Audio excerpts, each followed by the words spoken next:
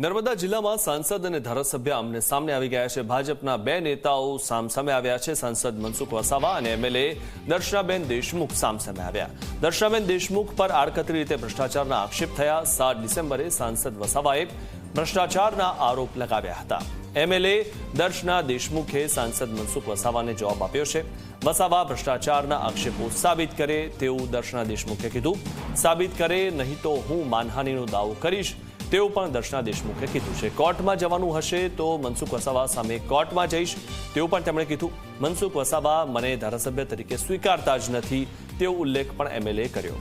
હું ધારાસભ્ય બની ત્યારથી મારા પર આક્ષેપ કરે છે તેવું પણ દર્શનાબેને કીધું। મનસુખ વસાવા મારા વિશે બેફામ વાણી વિલાસ કરે છે। મારી પાસે પણ આવા નાનામાં પત્રો આવે છે। મનસુખ વસાવાએ યોગ્ય ફોરમમાં વાત કરવી જોઈતી હતી।